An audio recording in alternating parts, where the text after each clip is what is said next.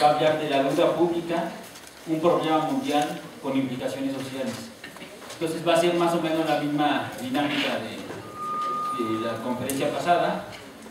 Va a hablar algunos minutos y posteriormente se dará pauta a una discusión. Entonces tiene la palabra, doctor.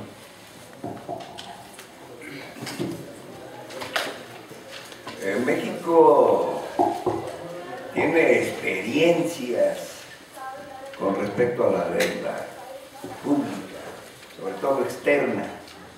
Basta recordar que en el siglo XIX México sufrió una invasión.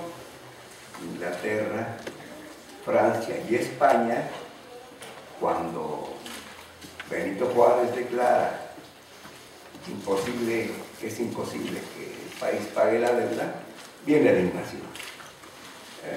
Se busca el acuerdo y los ingleses y los españoles se retiran.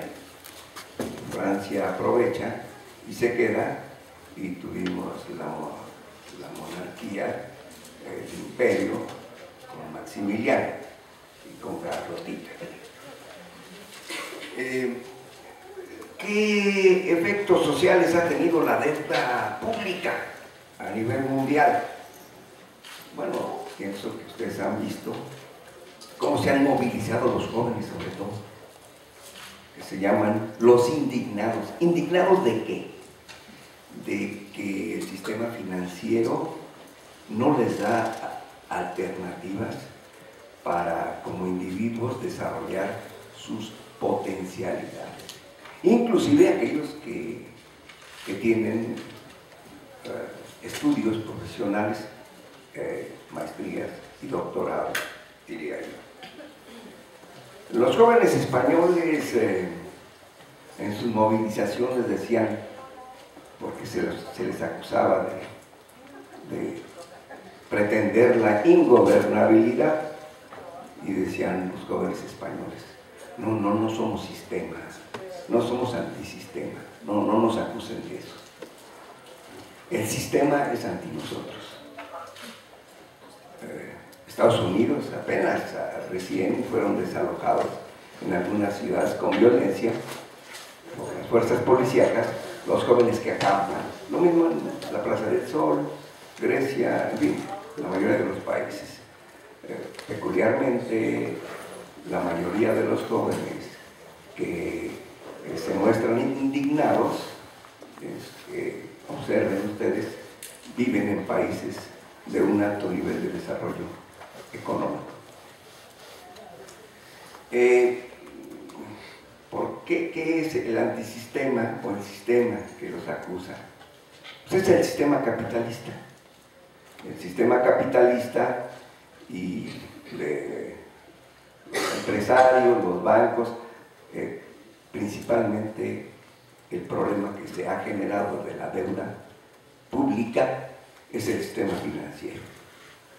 Se calcula, en datos que acabo recién de ver, que hay 6 veces más capital financiero que una porción del Producto Interno Bruto a nivel mundial.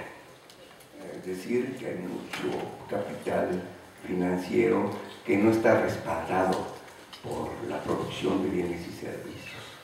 En clase con frecuencia digo, un sistema está en equilibrio si se producen 10 panes y se tiene 10 pesos en circulación.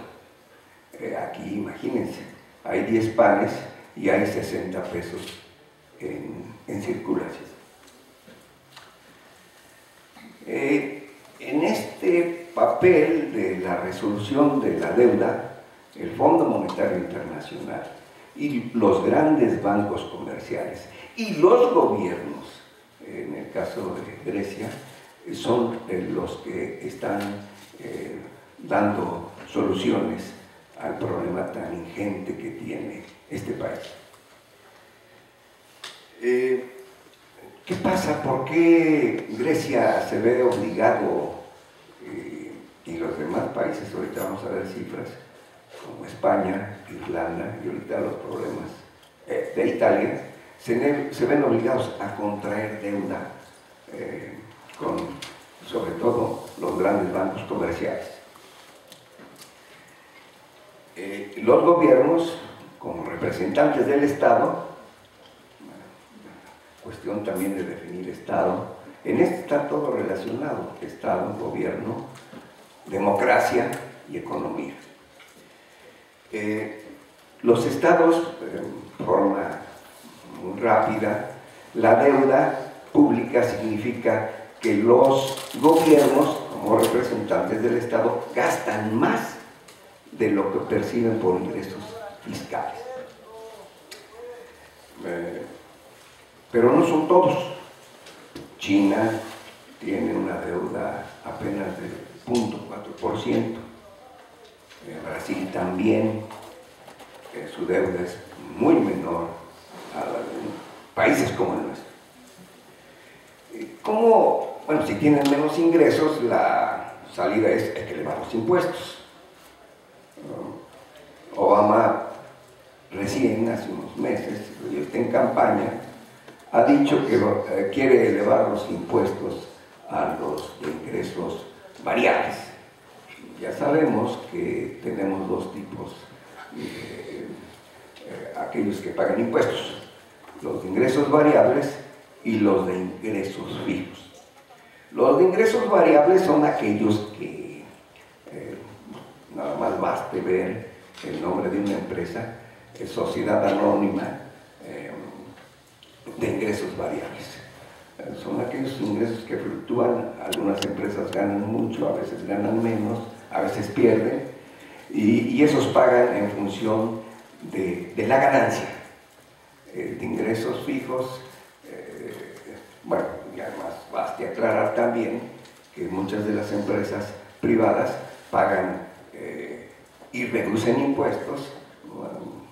Teletón, por ejemplo, el señor Azcárraga hace que sus campañitas para los niños discapacitados, etcétera, etcétera, y recoge ingresos que ya la gente ya no se come ese garlito y ya casi no da.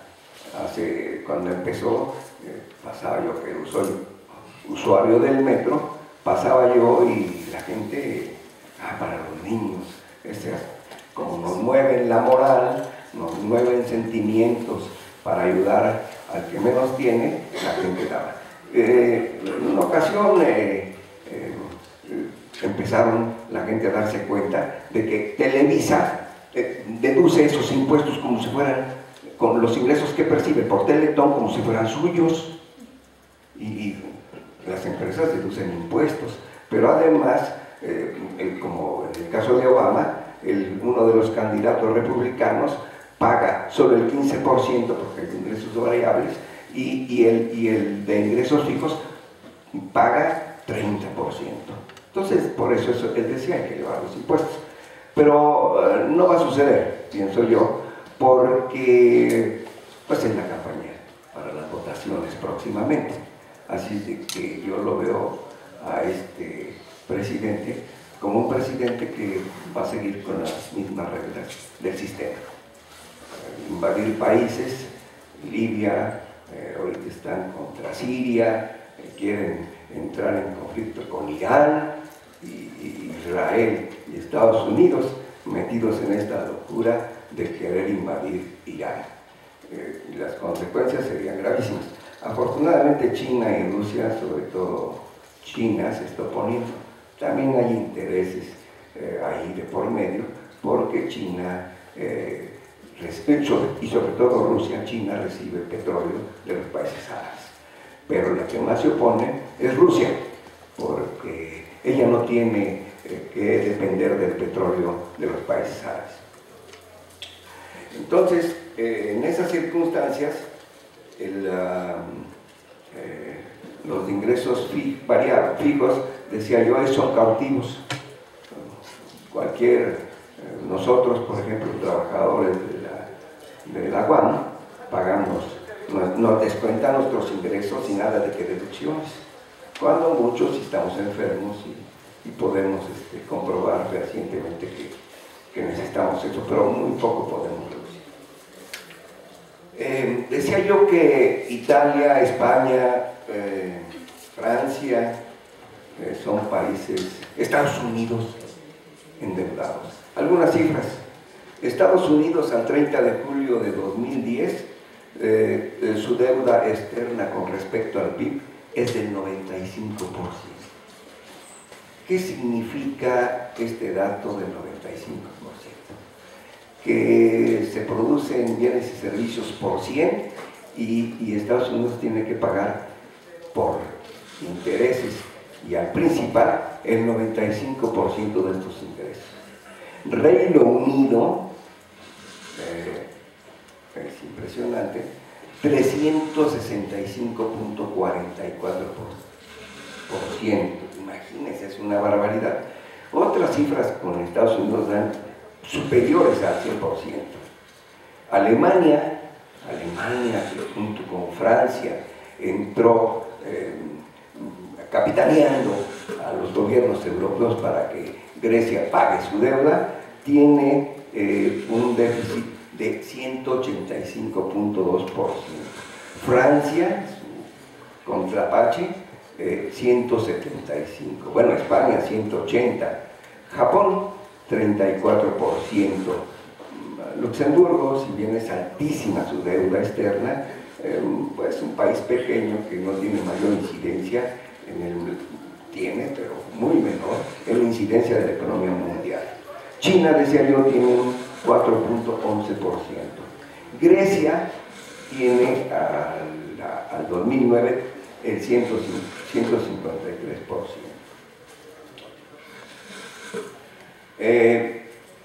Hay que pagar la deuda, es inevitable, sobre todo en la globalización, se derriban las barreras entre los países para el flujo de bienes y servicios entre las fronteras y sobre todo de capital financiero. Este capital financiero que se llama golondrino, porque ante un problema de impago o de abatimiento del crecimiento del PIB de los países, se va.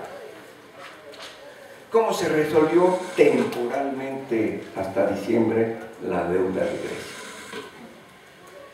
Francia y Alemania, al primer ministro Papandreou, lo forzaron para que renunciara, y los nuevos gobernantes, que por cierto son gobernantes que han trabajado en la banca comercial, gran banca comercial, entrarán a manejar la deuda griega. Francia y Alemania impulsaron a los bancos comerciales y en menor medida al Fondo Monetario Internacional para que prestara más, hiciera préstamos como deuda a Grecia. ¿Y a cambio de qué? Bueno, medidas draconianas,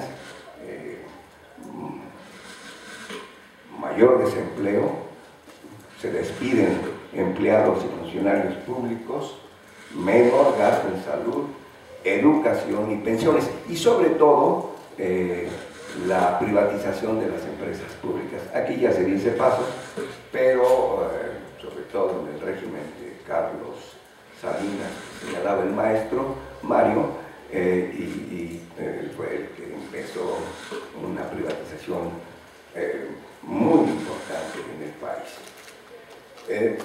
Y hay un hecho que también llama la atención: se reducen las pensiones a los que ya están pensionados, se hay control de salarios y se le exige al gobierno equilibrio fiscal.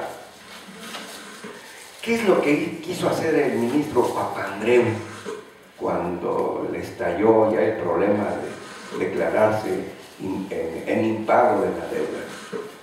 Dijo él: voy a hacer un referéndum para ver qué piensa la población, pues estamos en la democracia.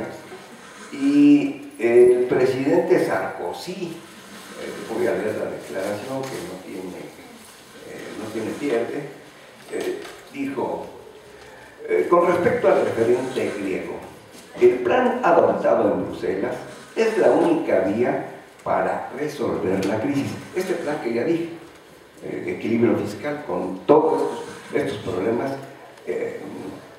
sociales para la población. Dar la palabra al pueblo, un demócrata, sin lugar a dudas, siempre es legítimo, pero la solidaridad de todos los países de la zona euro solo puede ejercerse si cada uno acepta realizar los esfuerzos necesarios. Un país puede pronunciarse por sí o no a las medidas draconianas que le proponen los gobiernos alemán y francés, pero no para el presidente francés Sarkozy, eso puede hacer, puede pronunciarse, pero lo importante es las demás naciones. Y las demás naciones decimos que deben de ajustarse al plan elaborado en Bruselas.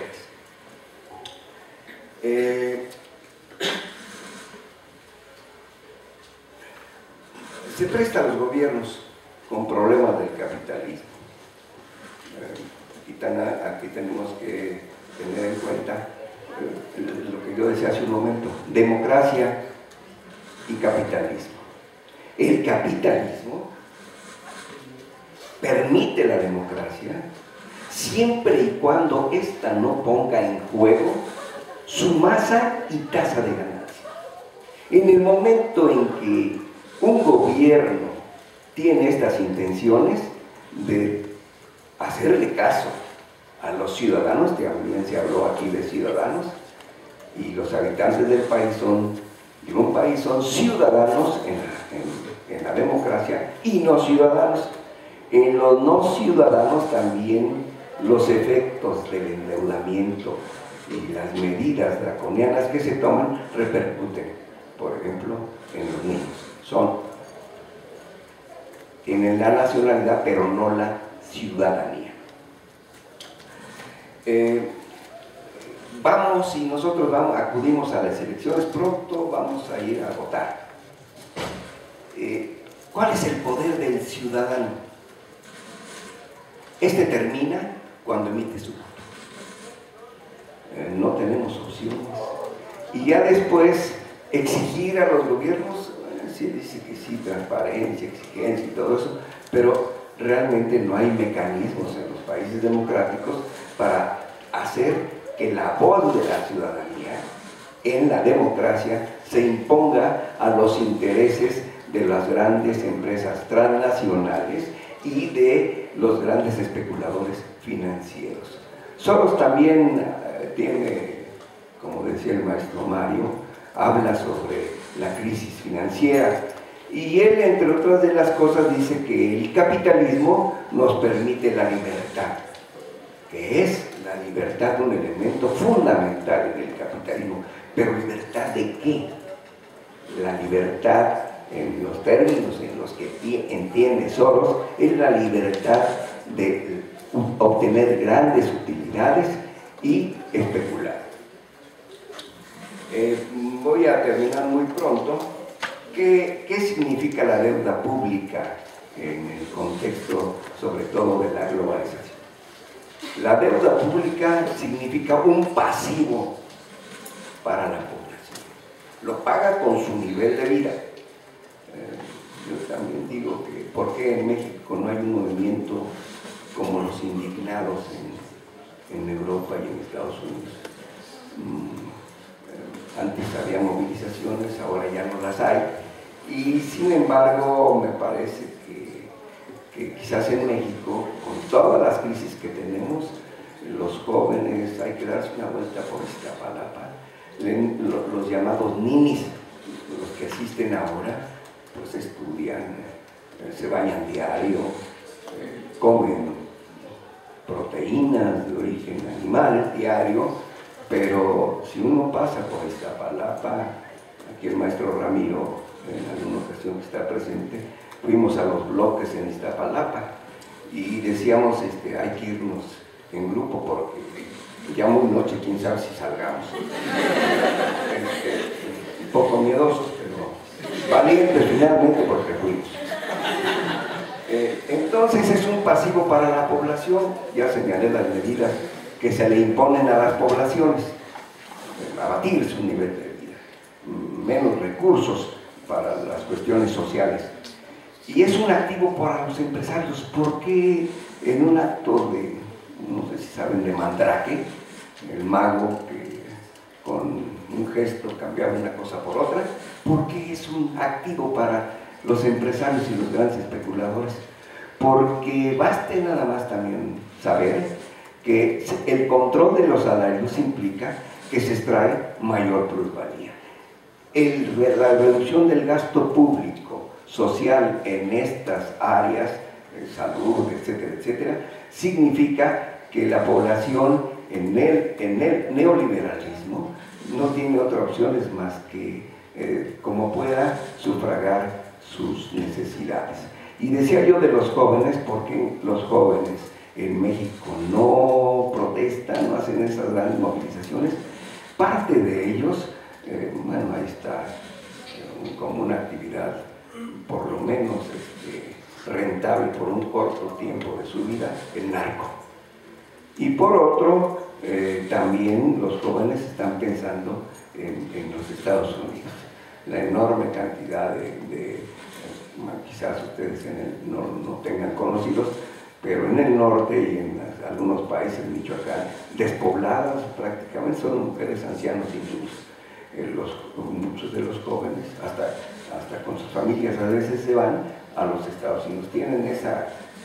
Tienen como el sueño americano.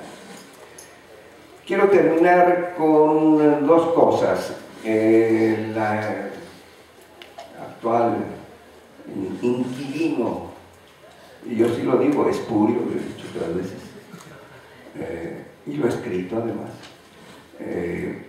de Los Pinos, señala que con bombo y platillo que la deuda externa se está reduciendo. Falso, porque, bueno, porque haya como haya sido, ¿verdad? Falso, porque la deuda sigue creciendo y la deuda interna es hoy más grande que la externa. ¿Y la deuda interna con quién? Con la banca comercial. ¿En manos de quién está la banca comercial? En manos de bancos españoles y de Estados Unidos, pero sobre todo españoles. Que la banca comercial, el Chase Manhattan Bank, que es propietario del Banco Nacional de México, hace unos años acusado de lavar dinero del narco. Todos los bancos lavan dinero del narco. En los paraísos fiscales, el combate a la droga es una vacilada. Que se combata, algún país se atreverá a ir a cerrar mundialmente, que los países se pusieran de acuerdo para cerrar en todo el mundo los paraísos fiscales. Imposible. Los bancos en las Islas Caimán, en Andorra, etcétera, etcétera, tienen sucursales, y ahí la gente, narcos, políticos y grandes empresarios depositan el dinero sin que tengan que explicar cómo lo obtuvieron. Recomiendo un libro, Los Señores del Narco, no sé si han visto la portada, el Chapo Guzmán. Ahora, entre los 100 personajes más importantes a nivel mundial y de los hombres más ricos. Ese libro de Anabel Hernández, perdón, se me olvida ahora el nombre. Anabel Hernández, sí, Anabel Hernández, es impresionante cómo, qué mujeres tan valientes. Ella y la otra, que ahora se me olvida el nombre, ¿cómo son? Lilia Pérez, que escribe sobre el Chapo también, ¿no? Cómo señalan grandes empresarios que hoy se les rinde pleitesía, que están ahí con nombres y entre otros, por ejemplo, pone ahí el nombre de los hermanos Vázquez, que de pronto tienen hospitales, etcétera, etcétera. ¿Y con qué? y ella lo señala con dinero del narco. Y por último, se fue el Chapo en los primeros meses del gobierno de Fox. Él dijo, nos metieron un gol, pero vamos a ganar el parlachín vaquero y letrado como la mayoría de los analfabetas que nos gobiernan, y ahí viene otro, que las chicas, ay qué guapo, voy a votar por él. Es impresionante y es un producto de la televisión. Entonces Fox dijo, nos metieron un gol, pero se les escapó de un penal de alta seguridad. Y por ahí se corría la versión que se escapó disfrazado de monseñor. Y la iglesia también está metida en esos problemas, no se diga que no. Nada más hay que pensar que el Vaticano tiene dos bancos, el Ambrosiano y el Banco del Vaticano. Y estos en el papado de este santurrón, como era Juan Pablo II, se descubrió que hacían fraude se me olvida el nombre del cardenal. Si salía del Vaticano lo tomaban preso. Tal era el monto de los fraudes que tenía demanda. Marcircus, un cardenal, no sales, yo te protejo. Pederastas también los voy a proteger, ¿de qué se preocupan? Y entonces este santurrón, México siempre fiel, este santurrón protegiendo pederastas y protegiendo los fraudes de los bancos. Apareció colgado uno de sus principales gerentes en un puesto, en un puente de Londres. Y bueno, todos están embarrados y entonces la deuda pública es un problema mundial, casi mundial, salvo pocos países, con implicaciones sociales como los que tenemos ahora.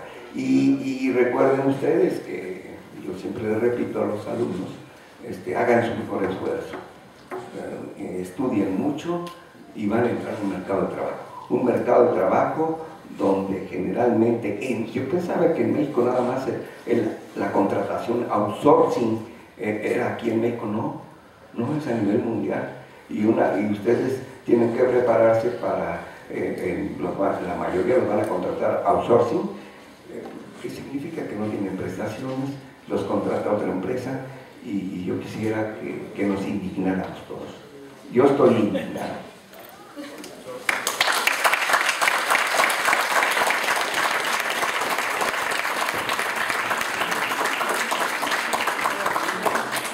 Bien, le agradecemos al doctor Gilberto Calderón su ponencia. Entonces, vamos a seguir la misma dinámica.